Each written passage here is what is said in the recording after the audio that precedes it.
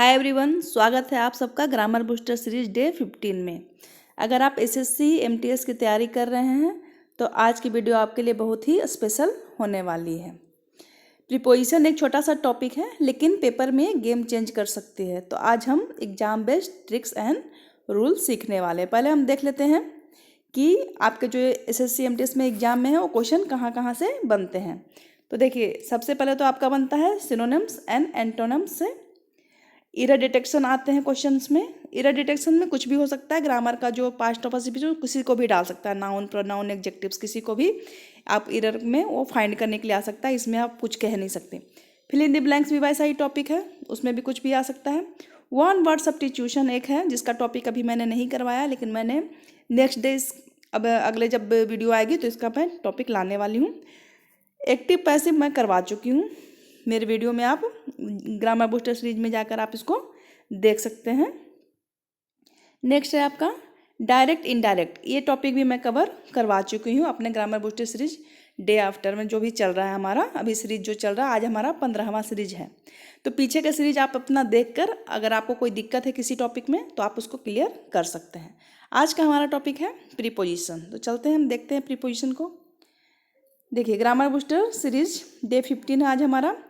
Preposition basic आपको पता होगा कि प्रीपोजिशन का काम क्या है। तो प्रीपोजिशन का काम है जो नाउन और प्रोनाउन के पहले आकर सेंटेंस को एक दूसरे का रिलेशन बताता है। जैसे कि मैं देखिए बताती हूँ examples. The cat is under the table. ठीक है, अंडर द टेबल। तो ये कैट और ये जो आपका टेबल हो गया, ये दोनों के बीच में जो रिलेशन बताया, किसने बताया कि बिल्ली कहाँ है, तो टेबल के नीचे है। अंडर का मतलब होता है नीचे, किसी चीज़ के अंदर, ठीक है, जहाँ पर वो टच ना हो। तो ये दोनों के टेबल और कैट के बीच में जो रिलेशन बता रहा है वही होता है आपका प्रीपोजिशन। समझ में आ रहा है? तो पहले आप देखिए डिफिनेशन से देख लेते हैं, बेसिक थोड़ा समझ लेते हैं, फिर हम रूल के पास चलेंगे। डायरेक्ट रूल के पास चलेंगे तो फिर आपको दिक्कत होगी।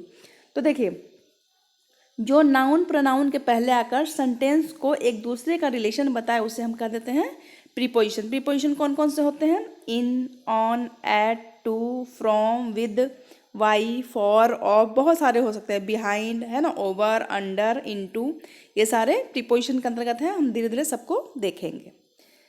देखिए, एमटीएस एग्जाम में प्रीपोजिशन कहाँ पूछा जाएगा। अभी तो हमने देखा टॉपिक कौन कौन सा पूछा जाएगा, कहाँ कहाँ से बेसिक ग्रामर का, और प्रीपोजिशन में कहाँ कहाँ पूछा जाएगा अभी देख लेते हैं। देखिए, फिल इन द ब्लैंक्स में आपको डाल सकता है प्रीपोजिशन।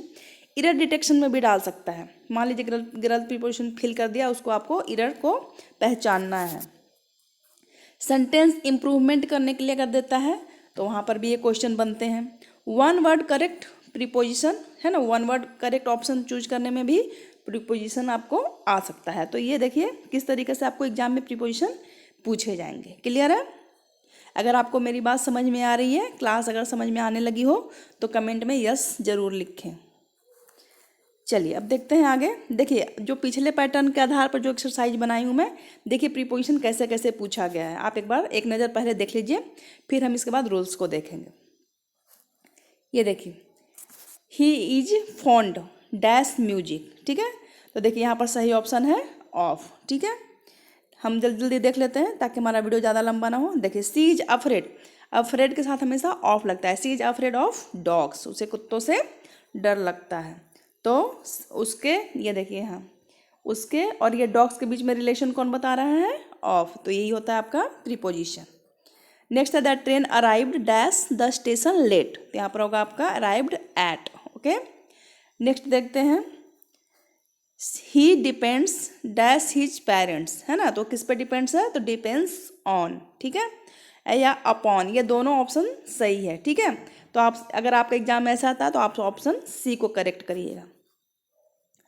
क्वेश्चन नंबर 5 देखिए, the book is dash the table, तो ऑन द टेबल। ठीक है, अगर यहाँ पर अंडर होता तो अंडर भी सही होता, बुक्स कभी कभी टेबल के नीचे भी गिर सकती है ना।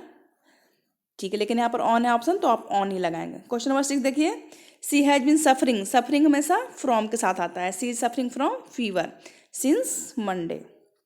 क्वेश्चन नंबर 7 देखिए, प्रीपोजिशन कैसे फिल करना है। He was absent dash school yesterday, तो absent फ्रॉम, absent के साथ हमेशा फ्रॉम आएगा।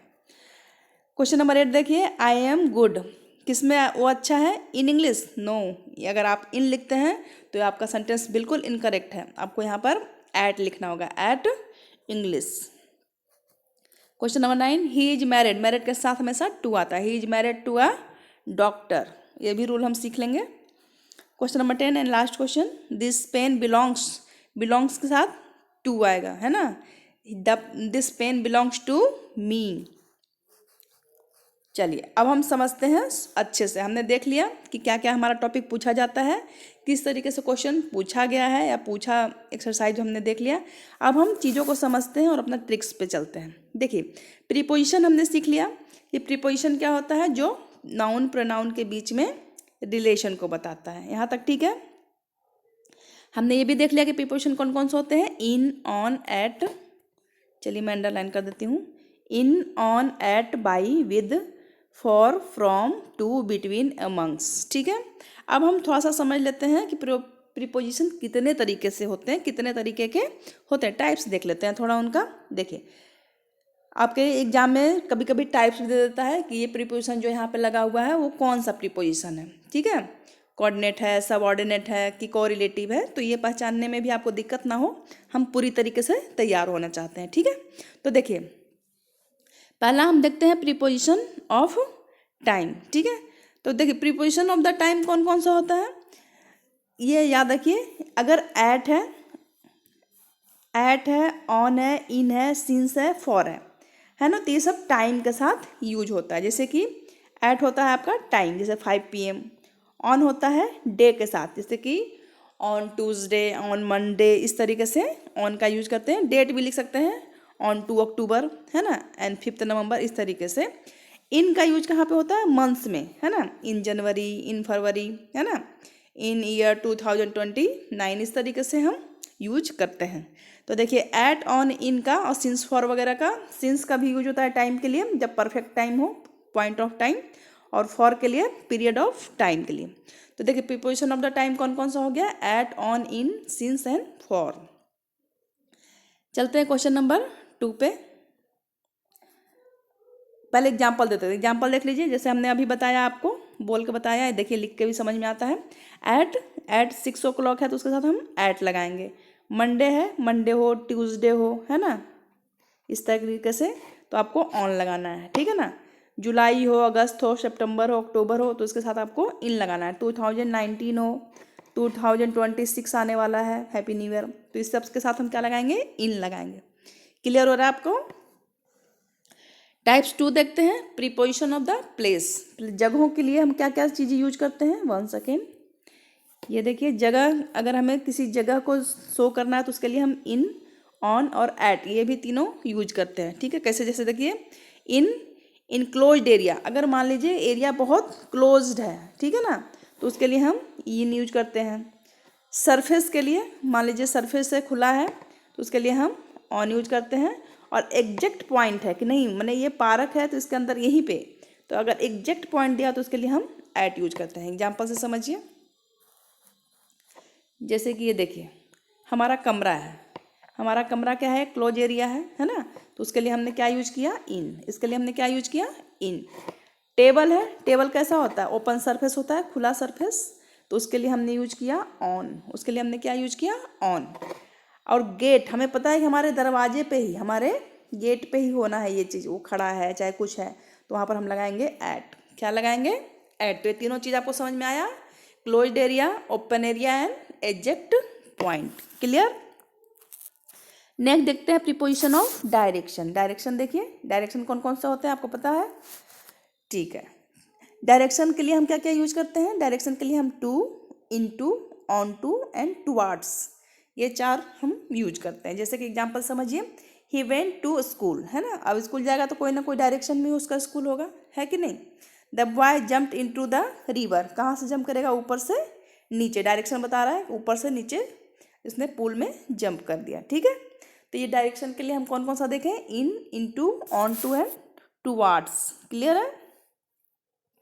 ऑप्शन 4 देखिए, ऑप्शन 4 में, सॉरी ऑप्शन 4 कह रही हूँ, टाइप्स 4 देखते हैं, preposition of agent and instrument, ठीक है। एजेंट कहने का मतलब है क्या है? आपका पर्सन से है, किसी व्यक्ति से बात हो रही है, संबंधित। इंस्ट्रूमेंट जिसमें नॉन लिविंग है, थिंग्स मान सकते हैं, वो थिंग्स है। तो देखिए, अगर कोई पर्सन है तो उसके लिए हम क्या यूज करते हैं, बाई यूज करते हैं। पर्सन के लिए हम क्या यूज करते हैं, बाई। और कोई अगर थिंग्स है तो उसके लिए हम क्या यूज करते हैं, विद। क्या यूज करते हैं, विद। ये चीज़ ध्यान में अच्छे से रख लीजिए। जैसे कि देखिए क्वेश्चन दिया हुआ है, एग्जाम्पल से समझते हैं। The works was done by him, है ना, यानी हिम क्या है, उसके बारे में बात हो रही, कोई लड़के के बारे में बात हो रही है, तो उसके साथ हमने क्या लगाया, बाय। लेकिन जब हम नाइफ से, नॉन लिविंग चाकू से काम कर रहे हैं तो उसके साथ हमने क्या लगाया, विद। ठीक है, तो ये चीज़ों का थोड़ा ध्यान रखिए, आपका कोई भी क्वेश्चन एग्जाम में गलत नहीं होगा। नेक्स्ट देखते हैं। नेक्स्ट है हमारा preposition of clause and purpose. ठीक है, देखते हैं ये क्या बताता है। कोई कारण के कारण, हमें कोई कारण बताना है, काउज बताना है, या हमें पर्पस बताना है कि इस वजह से, उस वजह से, तो वहाँ पे हम क्या यूज करते हैं, बिकॉज ऑफ, ड्यू टू या फॉर, है ना, बिकॉज ऑफ, ड्यू टू या फॉर, इस तरीके से। ठीक है ना, इस कारण से या उस कारण से, इस तरीके से हम, जैसे कि he was punished for his mistake, उसे सजा दी गई, किस लिए, उसकी गलती के लिए। कारण बता रहा है कौन, फॉर। ठीक है, मिस्टेक्स एंड पनिश के बीच में कौन आ गया रिलेशन बताने, फॉर। अब देखिए, अब हम आ गए अपने, हमने क्लियर कर लिया है कितने तरह के प्रीपोजिशन हो गए, देख लिया हमने कौन कौन कहाँ कहाँ यूज होता है, टाइम के लिए, पीरियड के लिए, डायरेक्शन के लिए, ठीक है ना, रीजन बताने के लिए। अब हम देखते हैं, रूल्स सीखते हैं, जो हमारा मोस्ट इम्पॉर्टेंट है इस वीडियो का, जहाँ पर बच्चे गलती कर जाते हैं। जैसे कि देखिए, अब आपका आ गया है एमंग और बिटवीन, दोनों का मतलब क्या होता है, मीनिंग सेम होता है, दोनों का मीनिंग सेम होता है, बीच में। ठीक है ना, इसका मतलब होता है बीच में। लेकिन डिफरेंस कहाँ है, ये डिफरेंस आप ध्यान रखिए। बिटवीन अगर कहा जा रहा है तो उसका मतलब दो लोगों के बीच में बातें हो रही है ना। जैसे उसने टॉफ़ी बांटी, दो बच्चे के बीच में टॉफ़ी बांट दो, तो वहाँ पर आप यूज करेंगे बिटवीन। लेकिन अगर दो से ज़्यादा बच्चे हैं, दो से ज़्यादा चिल्ड्रन हैं वहाँ पर, तो वहाँ पर आप बिटवीन का यूज ना करके कौन सा यूज करेंगे, एमंग का। कौन सा यूज करेंगे, एमंग। ठीक है, जैसे मोर देन टू, अगर दो से कुछ भी ज़्यादा है तो। ठीक है, चलिए आगे चलते हैं, देखते हैं, जैसे एग्जाम्पल से समझते हैं। देखिए, आपका एग्जाम्पल यहाँ बता रहा है बिटवीन राम एंड श्याम। अगर दो लोग हैं, राम एंड श्याम, तो उसमें हमने क्या यूज किया, बिटवीन। लेकिन एमंग द स्टूडेंट्स है, जब पूरे क्लास के बारे में बात हो रही है तो वहाँ पर हम क्या यूज करेंगे, एमंग। क्लियर। अब देखते हैं next rule, rule two since and for. ये हमेशा कंफ्यूज करता है और बच्चे हमेशा गलती करके आते हैं, ये चीज़ को ध्यान में रख लीजिए। सिंस क्या बताता है, पॉइंट ऑफ द टाइम, कोई भी एग्जैक्ट पॉइंट होना चाहिए वहाँ पे, उसके लिए यूज करते हैं सिंस। और फॉर बताता है पीरियड ऑफ द, ड्यूरेशन बताता है, 2 घंटे, 4 घंटे, 10 दिन, 15 दिन। आप निश्चित नहीं कर सकते हैं कि काम कब से शुरू हुआ और कब से ख़त्म हुआ है। ठीक है, ड्यूरेशन के बारे में बात होती है, तो वहाँ पर आप फॉर यूज करेंगे। जैसे कि इसने बताया कि हाँ, जैसे मान लीजिए कोई इंस्टीट्यूट खुला है, वो 2020 में खुला है, एग्जैक्ट पता है हमें कि इस ईयर में ये ओपन हो गया था, तो उसके साथ आप सिंस लगाएंगे। क्या लगाएंगे उसके साथ आप, सिंस। लेकिन ये पता नहीं है कि हमें, बस ये पता है कि ये जो है इंस्टीट्यूट ये 2 साल से चल रहा है, 2.5 साल से चल रहा है, 3 सालों से चल रहा है, हमें एग्जैक्ट पॉइंट नहीं पता है कि किस ईयर में ये ओपन हुआ है, तब आप लगाएंगे उसके साथ फॉर। क्या लगाएंगे उसके साथ, फॉर। क्लियर, रूल 2 हमारा क्लियर है। कमेंट में यस लिखें अगर समझ में आ गया है रूल 2 तो। चलिए अब हम आगे चलते हैं, रूल 3 पे आते हैं। रूल 3 है हमारा इन स्पाइट ऑफ और डिस्पाइट, है ना, दोनों का मतलब सेम होता है, दोनों का मतलब सेम होता है। Always follow by noun and gerund. Gerund भी आप पढ़ चुके होंगे, अगर नहीं पढ़े हैं तो मेरे बेसिक ग्रामर में जाके इसको भी सीख लें। ठीक है, तो दोनों में से कोई आप एक ही यूज करें, जैसे in spite of his illness, despite being ill. ठीक है, दोनों का मतलब क्या होता है, सेम होता है। इसमें घबराने वाली बात नहीं है, कन्फ्यूज होने की चीज़ नहीं है कि किसमें किसको यूज करें या न करें। चलिए नेक्स्ट चलते हैं। बस ये याद रखिएगा कि इन स्पाइट के साथ हमेशा ऑफ आएगा, डिस्पाइट केवल अकेले आएगा, इसको किसी की ज़रूरत नहीं पड़ती है। रूल 4 देखते हैं, प्रीफर टू। प्रीफर जब भी आएगा उसके साथ हमेशा टू आएगा। प्रीफर जब भी आएगा तो अपने साथ टू लेकर आता है, प्रीफर के साथ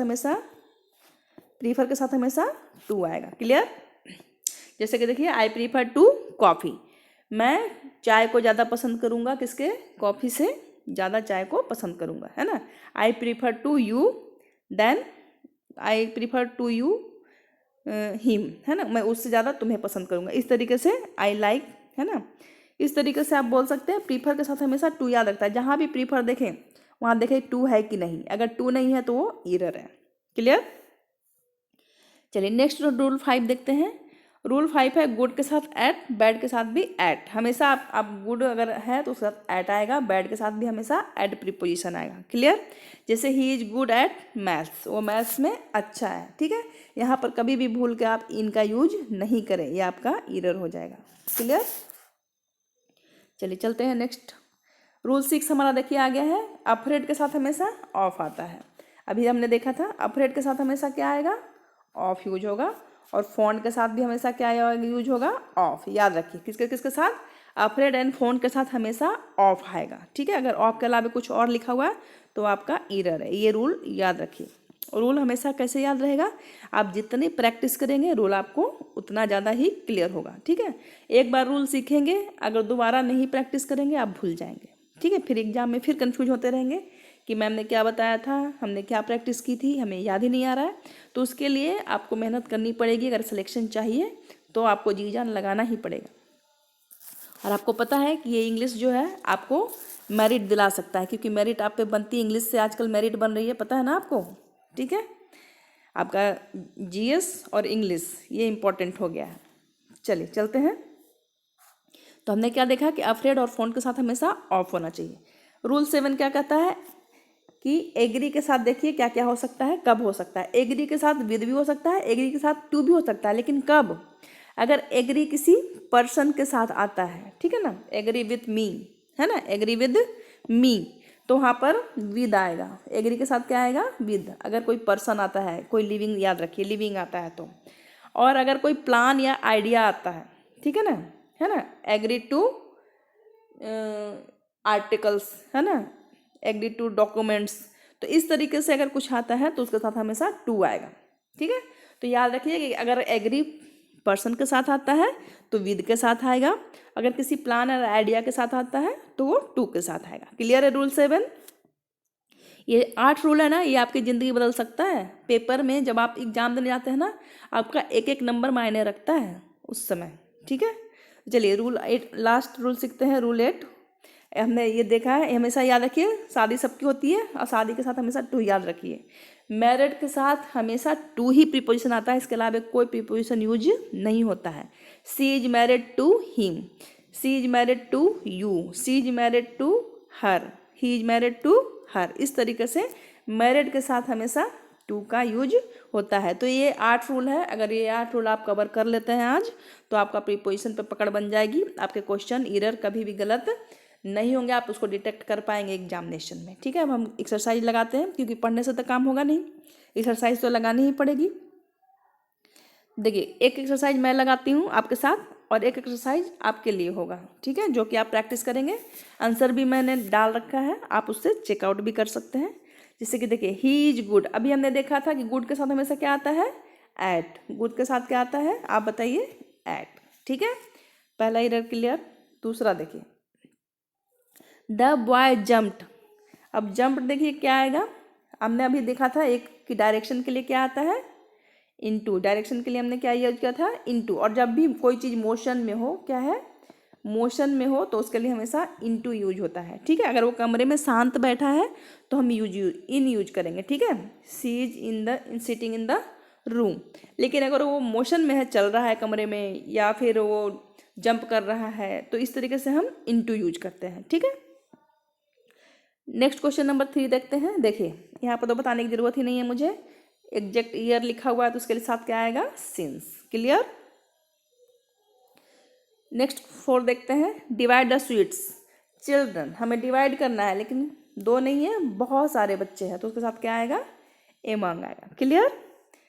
नेक्स्ट 5 देखते हैं। द वर्क वॉज डन, बताइए, हिम है, हिम है, हिम के साथ क्या आएगा, बाई की विद, बताइए, तो होगा बाई हिम, ठीक है, जो हमने सबसे पहला रूल देखा था, ठीक है।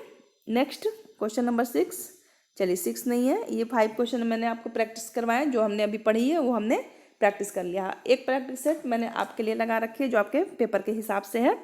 Preposition competitive exam based exercise है ये, ठीक है ना। इसको आप करेंगे।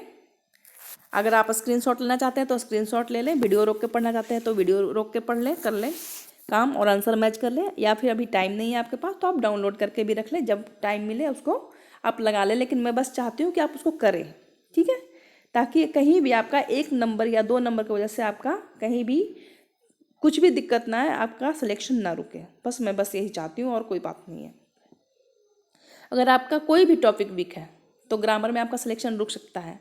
मैंने बेसिक्स भी करा रखा है और डे बाय डे मैं ग्रामर बूस्टर सीरीज भी करा रही हूँ। अगर आपका कुछ भी कमजोर है तो आप हमसे जुड़िए और प्रैक्टिस करते रहिए, ठीक है। आप देख लीजिए, देखिए एरर स्पॉटिंग जिस तरीके से एग्जाम में आता है मैंने उस तरीके से भी डाल रखा है। फिर इन दी ब्लैंक जैसे पूछा जाता है मैंने उस तरीके से भी क्वेश्चन लगा रखे हैं, ताकि बच्चे करें एग्जामिनेशन हॉल में वो कूल रहें। क्योंकि आप जितना कूल रहेंगे ना आप उतना सही क्वेश्चन कर पाएंगे, क्योंकि नेगेटिव मार्किंग भी अब हो रही है और फरवरी में आपका पेपर शायद हो जाए, चांसेस होने के हैं।